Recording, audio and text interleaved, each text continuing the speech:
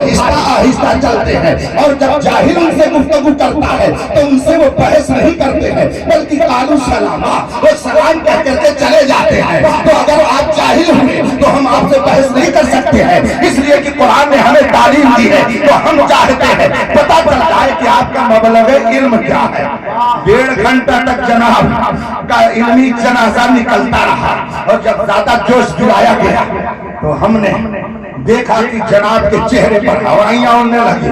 حضرت مناظر رشیدیہ میرے سامنے رکھی ہوئی تھی، اس کو میں نے مجمع کو دکھایا اور میں نے کہا اس کے مصنف اور رائٹر بریلی کے نہیں ہیں، یہ جون پور کے رہنے والے ہیں، اور یہ اعلیٰ حضرت کے مرید اور خلیفہ نہیں ہیں۔ سن 1038 ہجری میں ان کا انتقال ہو گیا۔ یہ کتاب 400 سال پہلے کی ہے۔ اس میں لکھا ہوا ہے کہ دونوں مناظر اگر ہم پلہ ہوں تو مناظرہ کرنے میں سہولت، اور دونوں کو چاہیے کہ ہم پلہ رہیں۔ میں نے ترجمہ تو کر دیا، مگر عبارت کے لیے میں نے ایک صاحب کو ایک کتاب دی اور میں نے کہا لے جائیے ان کے پاس، کہہ دیجئے کہ اس کو پڑھ دیں اور پڑھ کر کے اس کا ترجمہ کر دیں۔ لیکن جناب کو دن میں تارے نظر آنے لگے۔ وہ کیا سمجھے بیچارہ کہ علم کیا چیز ہے، وہ کیا سمجھے کہ مناظرہ کیا چیز ہے۔ ایک روز میں نے اس کی ایک تقریر سنی، وہ کہہ رہا تھا کہ تعزیہ بنانا سنت رسول ہے، اور صرف بنانا ہی نہیں بلکہ گھمانا بھی سنت رسول ہے۔ اور دلیل کیا دے رہا ہے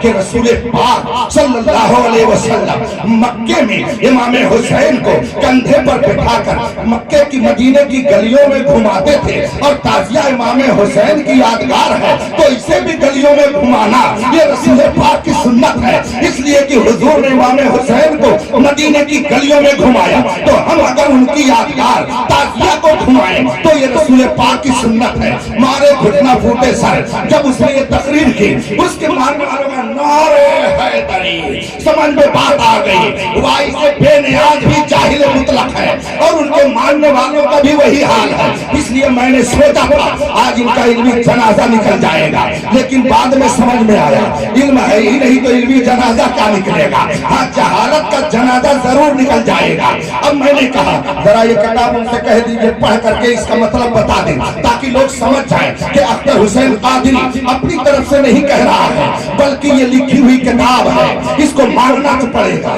لیکن جب آدمی اس کے پاس کتاب لے کر کے گئے کہتا ہے مجھے اس کی ضرورت نہیں ہے، کتاب اس نے واپس کر دیا، پھر دوبارہ لے کر کے گئے، دوبارہ واپس کر دیا، دوبارہ میں نے بھیجا، پھر واپس کر دیا۔ مجھے جلال آیا، میں نے کہا خدا کی قسم یہ اتنا بڑا بے علم ہے کہ اس کے پاس اتنی صلاحیت نہیں ہے کہ اس کتاب کو یہ پڑھ سکے، نہ اسے سمجھ سکے، نہ اس کو سمجھنے کی صلاحیت ہے، نہ پڑھنے کی صلاحیت ہے۔ جس کا یہ حال ہو وہ صحابہ پر تبرہ کرے، اس کو تو پانی میں شرم کے مارے ڈوب کے مر جائے۔ نعرہ تکبیر، نعرہ رسالت، مشتق اعلی حضرت علماء اہل سنت حضرت علامہ اختر حسین عالمی صاحب۔ اور اس کے بعد پھر جب بہت جھجوڑ کہ سند دکھاؤ بھائی، سند دکھاؤ، تو بہت جھجوڑنے کے بعد جوش میں کہتا ہے یہ میں بھی سند لے کر آیا ہوں، لے جائیے ان کو دکھا دیجئے۔ میرے بغل میں مولانا شہزاد عالم صاحب استاد جامعۃ الرضا بریلی شریف بیٹھے ہوئے تھے۔ میں نے ان سے کہا ذرا دیکھیے تو انہوں نے ہنس کے کہا حضرت یہ تو عجیب سند پیش کر رہا ہے اپنے عالم ہونے کی۔ میں نے کہا وہ کیا؟ کہا ایک حفظ کی سند ہے اور ایک اردو ڈپلوما کی سند ہے، اس کے علاوہ اس کے پاس کوئی سند ہی نہیں ہے۔ میں نے کہا اللہ اکبر، ارے جناب اسی لیے تو آپ اتنی دیر سے سند نہیں دکھا رہے تھے، اس لیے کہ آپ کے پاس عالم کی سند ہے ہی نہیں، کیونکہ آپ نے پڑھا ہی نہیں ہے، آپ بے علم ہیں۔ بے علم سے مناظرہ کرنے کے لیے اختر حسین نہیں ہے، لاؤ کسی علم والے کو تو پتہ چلے۔ مجبوراً اس کے صدر مناظرہ نے کہا ہم اعلان کرتے ہیں ہم نے جن کو مناظر بنا کے بھیجا تھا ان کے پاس کوئی سند نہیں ہے، وہ عالم نہیں ہے، اس لیے ہم ان کو ہٹا کر کے دوسرے کو لاتے ہیں۔ اللہ اکبر، اتنی ذلت و رسوائی اسے مجمع میں کل اٹھانی پڑی۔ میں نے دل میں سوچا جو صحابہ کی عظمت پر کھیلنے کی ناپاک کوشش کرتا ہے خدا اسے ایسے ہی اچھی جگہوں پہ بلا کر کے سخت۔ نعرہ تکبیر، نعرہ رسالت، عظمت صحابہ۔ ہم نے جب تاریخ میں پڑھا وہ 27 سالہ نوجوان جس نے نبی کو قتل کرنے کا پلان بنایا، بہن بہنوئی کو مارا، مگر قرآن کے علم نے اس کے دل کی دنیا کو بدل دیا۔ اور جب پہنچا اس نبی اعظم کی بارگاہ میں تو پھر کس شان سے واپسی ہو رہی ہے، گئے ہیں تو کیسے، نبی کی بارگاہ سے آ رہے ہیں تو کس شان سے۔ میرے مصطفیٰ حضرت سیدنا ارقم رضی اللہ تعالیٰ عنہ کے گھر کے قریب صفا پہاڑی کے پاس موجود تھے، اور جو مسلمان ہو چکے تھے ایک روایت کے مطابق 39، وہ سب اگل بغل قریب میں بیٹھے تھے۔ رسول پاک صلی اللہ علیہ وسلم نے جب دیکھا وہ نوجوان ننگی تلوار لے کر چلا آ رہا ہے، دیکھنے والے سہم گئے، اس لیے کہ وہ مکہ کا شیر تھا، بہت بڑا بہادر تھا، بہت طاقتور تھا، بہت جری اور بے باک تھا، اس کا دل بہت نڈر تھا، تبھی تو پیغمبر اسلام کے قتل کے لیے اس نے لبیک کہا تھا۔ لوگوں نے دیکھا تیور بدلا ہوا ہے، عرض کرتے ہیں لوگ یا رسول اللہ فلاں آ رہے ہیں، بڑی عجیب کیفیت ہے۔ اتنے میں میرے آقا صلی اللہ علیہ وسلم آگے بڑھنے لگے، وہ قریب آ رہے ہیں، ادھر سے رحمت الہی آگے بڑھ رہی ہے۔ حضرت ارقم تیزی سے آگے بڑھ گئے اور بڑھنے کے بعد فرماتے ہیں اے نوجوان فلاں، تیرے لیے خوشخبری ہے، تیرے لیے بشارت ہے۔ کہا وہ کیا؟ کہا رات ہی میں نے اپنے پیغمبر سے سنا ہے، رات ہی میرے پیغمبر دعا کر رہے تھے اللہم اعز الاسلام بے عمر ابن الخطاب او ابی جہل ابن ہشام۔ رات میرے نبی نے دعا کی ہے کہ اے مولا اسلام کو غلبہ دے دے، اسلام کو طاقت دے دے، یا تو عمر ابن خطاب کے ذریعہ یا ابو جہل ابن ہشام کے ذریعہ۔ رات ہی ابھی میرے نبی نے دعا کی ہے، لگتا ہے کہ تمہارے حق میں دعا قبول ہو گئی ہے، آؤ آؤ چلو، لگتا ہے تیری قسمت کا ستارہ جگمگانے والا ہے۔ نوجوان کو لیا اور نبی کی طرف بڑھتے رہے، میرے مصطفیٰ بھی آگے بڑھے۔ روایت میں آیا ہے کہ ایک دست پاک سے میرے مصطفیٰ نے اس نوجوان کا دامن پکڑا اور دوسری دست پاک سے اس کے تلوار کو پکڑا اور فرمایا کیا چاہتے ہو؟ ہلاکت چاہتے ہو؟ کیا اس وقت فتنہ فساد بند کرو گے جب تم یہاں پر اپنی ذلت کو اپنے ماتھے کی آنکھوں سے دیکھو گے؟ میرے مصطفیٰ نے اس کی ذلت کی داستان جو ہی اس کے سامنے رکھی، نتیجے کے طور پر اسے کچھ اور نہ سننا تھا بلکہ کہا اشہد ان لا الہ الا اللہ واشہد ان عبدک انک عبدک انک عبدہ ورسولہ۔ میں گواہی دیتا ہوں، ہم گواہی اس بات کی دیتے ہیں کہ آپ اللہ کے رسول ہیں، خدا ایک ہے، آپ اس کے بندے ہیں، اس کے رسول ہیں۔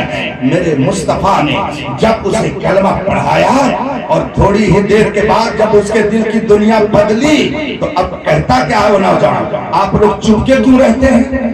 آپ لوگ خاموشی سے کیوں اندر رہتے ہیں؟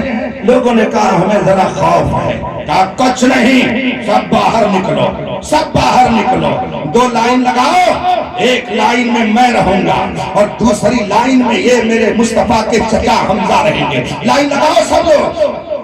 39 کے بعد 40 ہوئے تھے، 20 کی لائن لگ گئی۔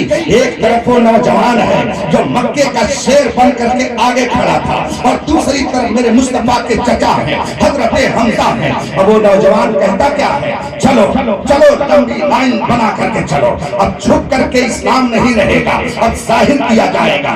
تو لمبی قطار ہے، ایک طرف وہ نوجوان ہے جو مصطفیٰ کو قتل کرنے کے لیے چلا تھا اور دوسری طرف وہ ہے جو رسول پاک کے خاندان میں رسول پاک پر مر مٹنے کا جذبہ لے کر آگے کھڑے ہیں۔ یہ دو قطار چل رہی ہے، یہ کہاں جا رہی ہے؟ مسجد حرام میں۔ اور پھر جب مسجد حرام میں یہ دونوں قطاریں ایسی پہنچ گئی، دیکھنے والے ہکا بکا ہیں، یہ کیا ہو گیا؟ کل تو ابھی منصوبہ بنا تھا کہ ان کو قتل کیا جائے گا، آج عاقل تو ان کے دفاع میں آگے آگے ہے۔ یہ ہوا کیا؟ نظریں بدل گئی تو نظارے بدل گئے۔ آخر یہ ماجرا کیا ہے؟ کل تک جو قتل کرنے کے در پہ تھا، آج تو وہ اس کے دفاع میں پیش ہے۔ جب مسجد حرام میں لوگ پہنچ گئے، پتہ نہیں اس نوجوان بہادر کے دل میں शेर मक्का के दिल में कौन सी बात आई। उसने कहा बैठो। और ढूंढते ढूंढते अबू जहल के घर पहुंच गया। अबू जहल उसका सगा मामू था, याद रखिएगा, मक्के के उस शेर का मामू अबू जहल सगा मामू था। कहा कौन? कहा फला। कहा किस लिए आए? कहा दरवाजा खोलो। मगर वो अबू जहल जो बहुत फतूरा बनता था, दरवाजा नहीं खोल रहा, दरवाजा नहीं खोल रहा। कहा बताओ क्या बात है? कहा सुन, मैं भी उसी नबी अरबी का वफादार हो चुका हूं, तुमको जो करना है कर लेना। अब दूसरे के दरवाजे पर गए जो बहुत फतूरा बनता था, कुंडी खटखटाने वाला था, लेकिन देखा कि वो बाहर खड़ा। कहा सुन, तू कल तक उस पैगंबर को कत्ल का मंसूबा बना रहा था, सुन ले, ये मुसलमान हो गया, अब उसी नबी का वफादार हो गया, जा जो करना होगा कर लेना। डर के मारे उसने जल्दी से दरवाजा बंद किया, अंदर चला गया। फिर तीसरे दरवाजे पे वो शेर गया और कहा सुन ले, ये फला है, नबी का वफादार हो चुका है, जो करना होगा कर लेना। एक आदमी ये मंजर देख रहा था, उसने कहा फला, आखिर ये तुम क्या कर रहे हो दरवाजे दरवाजे, अपने मुसलमान होने की खबर देना चाहते हो? कहा और क्या, अब मक्के में जिसको जो करना है कर ले। मक्के का ये शेर अब मैदान में उस नबी का वफादार बन करके आ गया है। अब जो आंख इधर उठेगी वो आंख निकाली जाएगी, जो उंगली उठेगी वो उंगली काटी जाएगी, जो कदम चलेगा उस कदम को तोड़ करके रख दिया जाएगा, जो हाथ उठेगा उसे तोड़ करके रख दिया जाएगा। जिसको जो करना हो आओ, शेरे मक्का मैदान में आ चुका है। एक आदमी कहता है कि नहीं, घर घर जा करके सबको बताने की जरूरत नहीं है। वो देख फला आदमी बैठा है ना, उसके पेट में कोई बात पचती नहीं है, उसका हाजमा बड़ा कमजोर है, जा उससे बता दे, अभी सब जान जाएंगे कि तू मुसलमान हो गया है। चुनांचे उस नौजवान ने उससे जाके कहा सुन, जो करना होगा कर लेना, मैं मुस्तफा का वफादार हो गया हूँ, अब जो तुमको करना होगा कर लेना, मैं उस नबी का कलमा पढ़ने वाला हूँ। अच्छा, तुमने भी उस नबी का कलमा पढ़ लिया? कहा हाँ, जो करना होगा कर लेना। अब उसने एक जगह से चीख करके मक्के के लोगों को बताया, अरे गजब हो गया, जिस पर तुम्हारा भरोसा था वो तो मुस्तफा के कदमों में चला गया, अब कौन है जो तुम्हारी तरफ से मुकाबला करेगा? तुम्हारा शेर अब नबी का शेर हो गया है। पूरे मक्के में खबर फैल गई। मैंने जब तारीख पढ़ी तो मुझे हैरत हो रही है कि मक्के का इतना बहादुर नौजवान और इतनी जल्दी सिलेंडर हो गया उस नबी की बारगाह में कि नबी को न तलवार चलानी पड़ी, न तीर चलानी पड़ी, न जंग करना पड़ा, और वो नौजवान जो बड़ा बहादुर वो मुस्तफा के कदमों में आ गया। आवाज दी तारीख ने कि देखो, जो मुस्तफा का शेर होता है वो मुस्तफा का तो गुलाम होता है, मगर औरों का वो इमाम होता है। जो नबी का गुलाम होता है वो दुनिया का इमाम होता है। अब ये मक्के का शेर ये मुस्तफा का शेर कहलाएगा। हजरत ने जब 2 रोज पहले मुझे बताया, मैंने अर्ज की कि किस मौजू पे बोलना है, तो कहा हजरत फारूक आजम पर। और उससे पहले मैंने सुन रखा था कि जिनका उर्स है उनको लोग बनारस में शेरे बनारस कहते हैं। तो दिल ने कहा, खून ने असर किया है, खून ने अपना रंग दिखाया है। मक्के के शेर ने बनारस में अपने लखते दिखा शेर।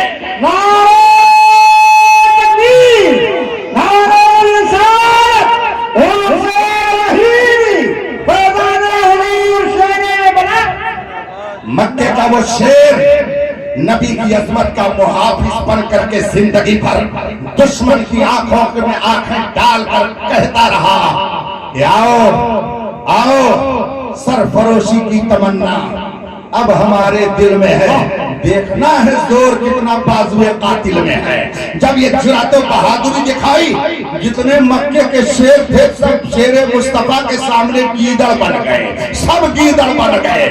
इसी तरीके से जब उस शेरे मक्का ने बनारस में अपने दख्ते जिगर को शेरे बनारस बना करके भेजा, तो जितने बदअकीदा थे सब लोमड़ी बन गए।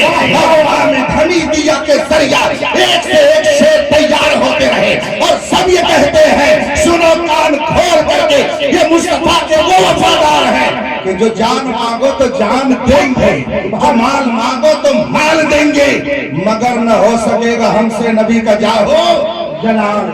मेरे भाइयों, जामिया हमीदिया आपको फारूक आजम का वास्ता देकर पुकार रहा है। کہ یہاں سے مصطفیٰ کی عظمت کے محافظ پیدا ہو رہے ہیں، یہاں سے صحابہ کی عظمت کے محافظ پیدا ہو رہے ہیں۔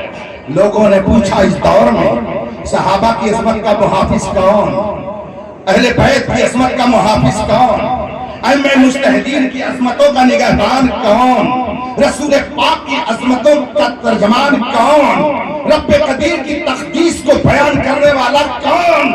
لوگوں نے کہا اس کا نام تو بڑا مشہور ہے۔ کہا کیا؟ کہا لوگ روز کہتے ہیں ڈال دی قلب میں عظمت مصطفیٰ سیدی اعلیٰ حضرت پہ لاکھوں سلام۔ اس کا مطلب ہے وہ عظمتوں کا نشان ہے، وہ عظمتوں کی حفاظت کا ترجمان ہے، اور جو اس کے نقش قدم پر چلے وہ بھی اس کی برکتوں سے نگہبان عظمت مصطفیٰ ہیں، اس لیے کہ اس نے بتایا ہے تیرے غلاموں کا نقش قدم ہے راہ خدا، وہ کیا بہک سکے جو یہ سراغ۔ نعرہ تکبیر، نعرہ رسالت، بس بکے اس ادارے کو دن دونی رات چوگنی ترقی عطا فرمائے۔ حضرت پیارے بھی ہے، نام بھی ماشاءاللہ، کوئی اگر دشمن پہ ہوگا تو پیارے ہی کہہ کر کے بلائے گا، سبحان اللہ، پیارے ہی کہہ کر کے بلائے گا، عداوت بھی کرے گا تو پیارے ہی کرے گا۔ وہ ہے حضرت پیارے میاں کے ساتھ، رب قدیر ان کی حفاظت فرمائے، ادارے کی حفاظت فرمائے، جتنے مدارس اہل سنت ہیں سب کی حفاظت فرمائے، اور پورے ہندوستان کی علماء کا سرپرست، مدارس کا روحانی سرپرست، پورے ہندوستان کے علماء، استاد یا دادا یا پردادا استاد، اعلیٰ حضرت کے مسلک کا بے باک ترجمان، عظمت مصطفیٰ کا نگہبان، شہزادے صدر الشریعہ، ممتاز الفقہاء، سلطان المناظرین، حضور محدث کبیر کو اللہ سلامت آمین آمین۔ اس لیے کہ اس بڑھاپے میں بھی جوانوں کو مات دے کر کے جو برق کی طرح بجلی کی طرح پوری دنیا میں چمکتا ہے، اور دشمنوں کی آنکھ میں آنکھیں ڈال کر کے جو بات کرتا ہے اس ذات کا نام محدث کبیر۔ واخر دعوانا الحمدللہ رب العالمین۔ السلام علیکم۔ مصطفیٰ جانے رحمت لاکھوں سلام، شمع بز میں ہدایت لاکھوں سلام، شہریان ادم تاجدار حرم، شہریان ادم تاجدار شفاعت لاکھوں سلام، مصطفیٰ جانے